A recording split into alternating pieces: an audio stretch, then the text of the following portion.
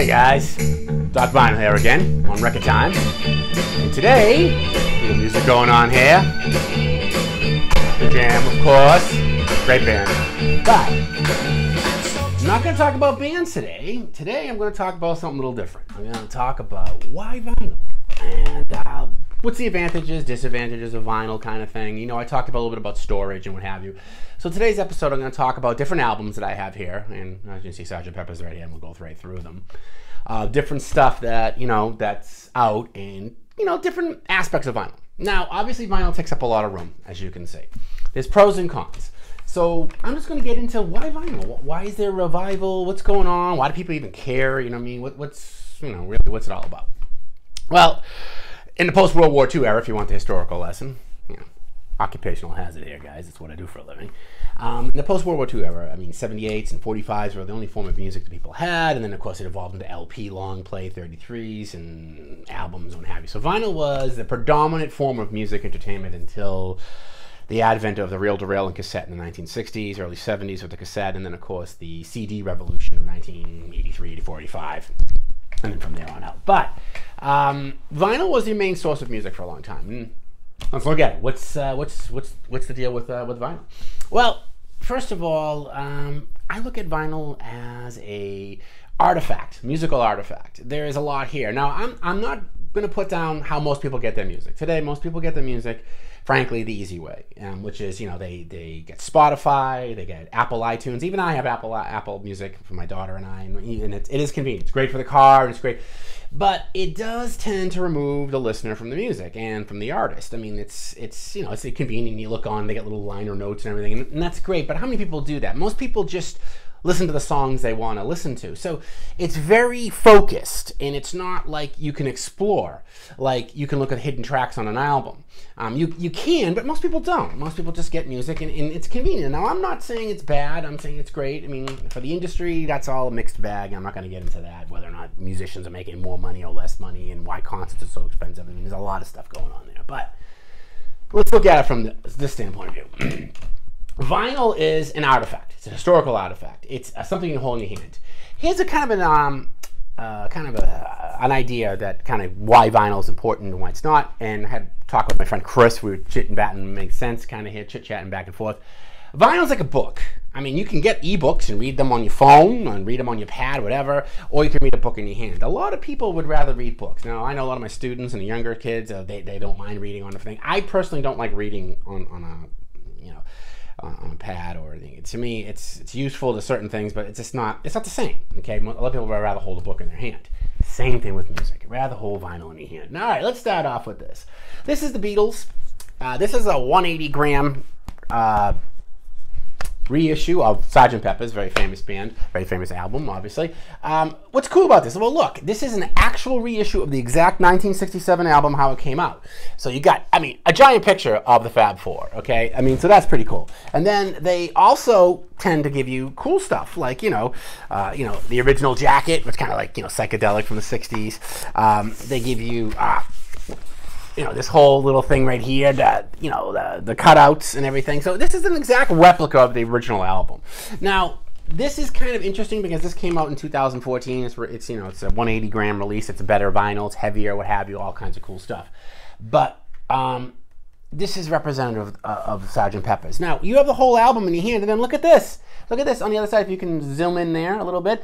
Those are the lyrics to the songs, and you can actually read them. Oh my God, they're not tiny little lyrics in a sheet folded up in tiny, a tiny little thing in a CD, or you're reading it on your phone, kind of going like this, trying to make it bigger. No, it's right there. There you go, boom, bada bing, look at that. Oh my God, Lucy in the Sky with Diamonds. You know, there you go. It's right there. So cool.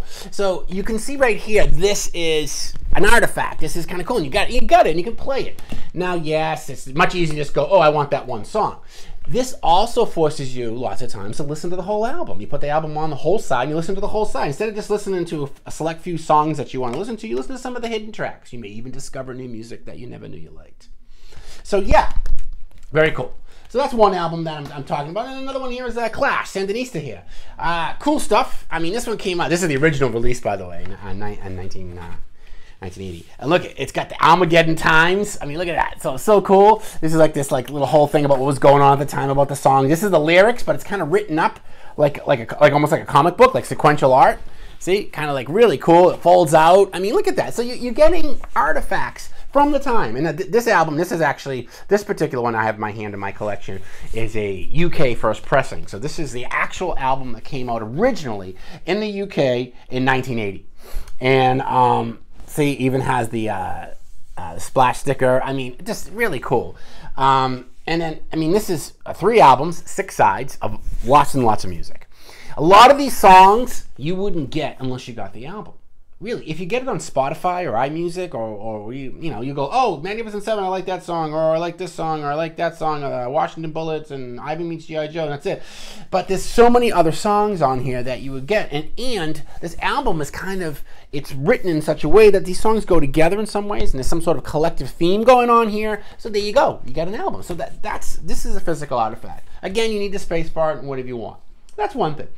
Another thing you can get to that's kind of kooky and cool with this new Marvin Gaye album is, I talked about it before, is red vinyl. Of course, that's kind of cool. It's collectible. This is the original Marvin Gaye album right here. This is Let's Get It On. Let's Get It On. Great song. Great album. And this is from 1973. Great stuff. Again, cool. And it has the lyric sheet on the inside and folds out, gives you all kinds of stuff. So you get the full album here, and this is a 180-gram reissue, which they do now, and it's on red vinyl. Sounds really good. Now there is a couple of caveats with these reissues. Sometimes they just take CDs and put them on vinyl, basically digital pressing. But the really good ones to look for are the ones that are from the original analog tapes, like these are, meaning that you're going to get the experience of an analog tape. Now, that's the next discussion we get in before I get into my Benny Goodman here from 1938. The concept of compressed music and digital music versus analog music. Now, it's really about physics, and I don't want to get into the technicalities of it, but it's simple. All that music's on this big disc. You're getting the same type of music all on a phone, so they have to compress the signal somewhere along the line.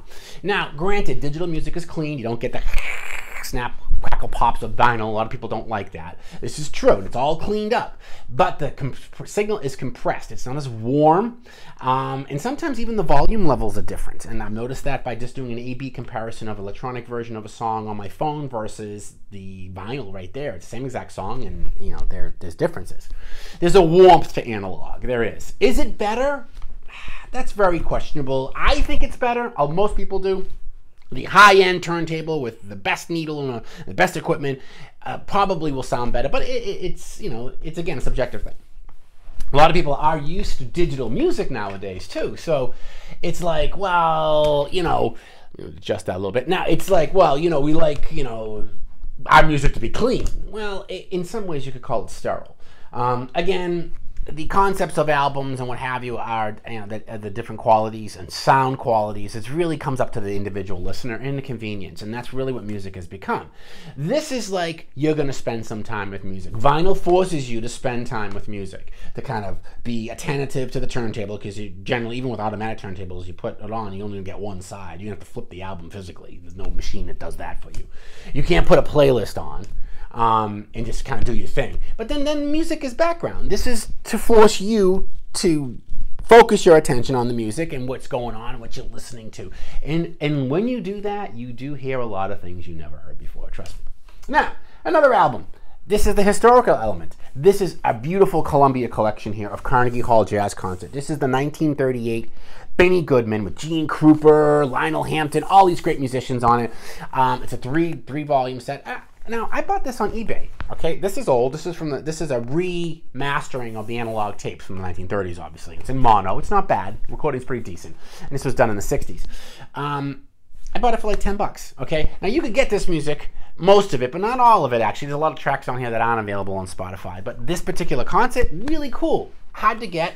This in itself is a historical element here, and it gives you the history with the liner notes from Irving Colliton talking about his band, who was in it, how it evolved, all the members, and then of course you have this whole massive stuff right here. You have each song is covered with certain liner notes and where they played it, Al Jolson, Billy Rose, and talking about different people in them. Really, really cool. Again, a lot of this can be copied digitally, but it's just, this is going to be an experience. You listen to this is an experience. You're not just going to put on and listen to one song, sing, or something. So yeah, That's what that is. Now, the song I started out with was The Jam, of course, right here. I love The Jam, great band. Now, one of the problems is that, I have a lot of their single stuff here, that, the original, studio albums, but The Jam had a lot of singles, too, so it's kind of weird. So I decided to buy, they have compilations like this that are really cool, called The Very Best of Jam, about the young idea. Really cool stuff. This is a 3 albums collection of all Jam songs. A lot of them are singles put together and stuff. And then, not only do that, but you also get all of this. You get, about the young idea, and then you get all this like liner note stuff from their singles. Really cool stuff. Just really interesting stuff here. And then, of course, you get the whole fold out of the album itself with the band members and just really cool stuff. And I mean, this is, what people want when they get albums. I mean, and there's a lot of cool stuff on here. Yeah, you could probably get most of these electronically. Maybe not, though. In the City radio ad, which is kind of cool. It's kind of neat. It's like when the song first came out in 1977. They weren't even known. It was a radio ad. Someone put that on here. I had a hard time finding that on Apple Music and Spotify. I don't see it there. So, but again, cool. Again, your physical thing in your hand, and it's just cool. And then then an album like this, Led Zeppelin 3. I mean, I got the original album with the little if you can see right here, this little thing right here that goes up and down. You can move the people around. See, see, like woo, really cool, kind of psychedelic 71 shit. You know what I mean? Oh, there's Jimmy Page. Woo, and then you got then you open it up, and then they got like all kinds of cool stuff on Led Zeppelin. This is one of their underrated albums, granted, and I do like this album a lot. A lot of people, a lot of blues songs on this one, but just really cool. And then even the artwork on the back. I mean, yeah, you're gonna get it, but it's gonna be on your phone. It's not gonna be the same. And then there's another thing I want to show you about album work. And when I'm done here, or I can show you right now, actually. I'm gonna turn it right over here to my wall, and this is my turntable playing away here. And lots of times the album art can actually be put and framed on the wall like this. As you can see right up there, I have quite a few of them, and then some concert pictures too.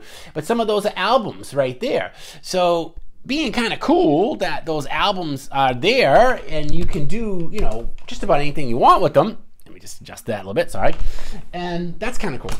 And then I have a 180 gram of Pink Floyd, Dark Side of the Moon. Okay, this is just an intense album with lyrics you can read. Look at that. Oh my God, you can actually read them. You don't have to go blind. And then this album has all of the paraphernalia that came with the original album. Has that huge poster. I mean, God, people in the 70s, people used to put this up, and of course, take all sorts of psychotropic drugs.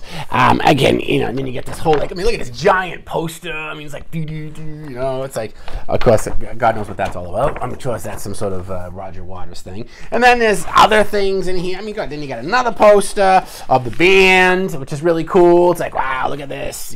Pink Floyd, wicked cool, kind of cool stuff. Roger Waters, Richard Wright, David Gilmour, Nick Mason, just cool stuff. So yeah, I mean, just really cool. I mean, that's what came with the original album. I think there's something else. Oh yeah, then he's like these little other things that little sticky things, and all kinds of cool stuff. Again, you don't get that when you order music online. I mean, and you get it in your hand, so you get something in your hand, and yeah, it's kind of cool. I mean, and then of course they usually give you the original label, like how it was released and stuff on the album, and it's on 180 gram. Really cool. Queen does the same thing. Queen did the same thing with their album Jazz. This has the original poster in it, the lyric sheet. I mean, it has this really cool lyric sheet with the poster, and then of course has the sorry kids, has the Naked Lady poster that of course went with Queen. Fat Bottom Girls is on this one, of course. And then of course you look at it and it's got all the lyrics, and this is like an original reproduction of what the original album was like. So you get all that, and then you get the album itself, which of course shows the band in their various formats right here. Just cool. Again, this is something, it has the embossment on it from Jazz right here. It's kind of cool. It's just, I mean, it's a nice package, okay? It's nice packaging, and it's indicative. It's very historically accurate of how this album was when it came out in 1978. The same thing with the other albums I showed you that were 180s, the Sgt. Pepper's and Pink Floyd. So again, these albums are all very, very cool like that. So, I mean, they really represent that. And then, when we want to go to an original release, look at the Sticky Fingers album from the Rolling Stones. It has a little zipper in it. See right here?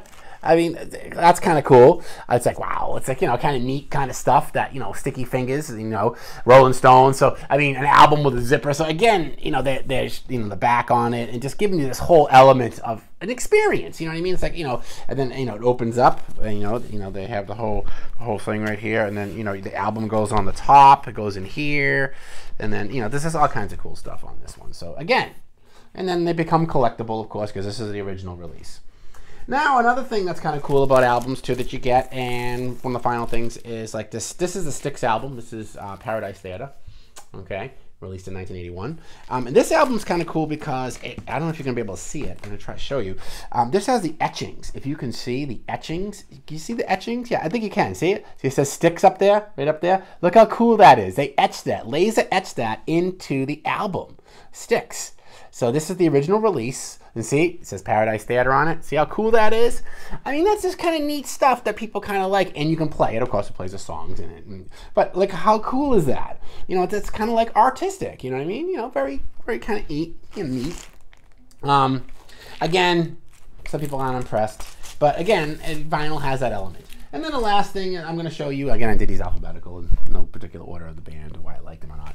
The band like Yes, Closer to the Edge, just really cool album cover here, all kind of like,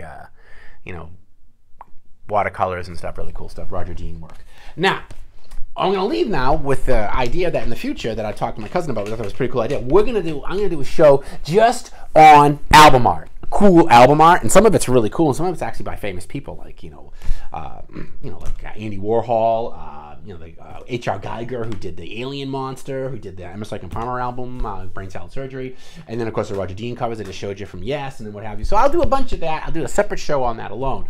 But what I want to do today is show you kind of the appeal of vinyl. See, this is kind of some of the examples of what you get when you buy vinyl. And some of the ideas. So I just, I thought I'd put that out there. I hope you guys like it. And it's just kind of like, why vinyl? Now, again, I'm not trying to convert people to the dark side of the force or convert people to vinyl. I mean, it'd be nice, but it's definitely a personality quirk that if you like to have collections of stuff and have the album in your hand and play it and have the patience to spend time with the music. That's the key. Where a lot of people, everything's so fast today and convenient, you know what I mean? Just, click, click, click, click, click, click. Oh, yeah, I like that song. Oh, yeah. And you don't even know the origins of it. And the other thing I like about albums is they have the liner notes and you spend time with it. Oh, Dave Mason played on this album on Traffic, and this guy played on this album, and the album has all of that. And then you start to listen to tracks that you normally wouldn't listen to because they're not just the hits. You listen to some of the hidden tracks on the album. And that's what albums really do. They really inculcate an attitude where you kind of look at the music more rather than just kind of skimming the surface, if you know what I mean. So again, I just hope that kind of enlightened a little bit. And again, like I said, another show in the future, I'll be doing album art. And I'll get back to my bands on our next episode. So, I hope you guys are okay. And I'd like to shout out to Max J Records. I hope everything's going okay with them. Again, you guys can get stuff and order stuff online with him. That should be really cool. Again, I'd like to, put that out there. And I'd like to let you guys know. Hopefully, you learned a little something cool. So I will talk to you guys, and I'll see you guys next time.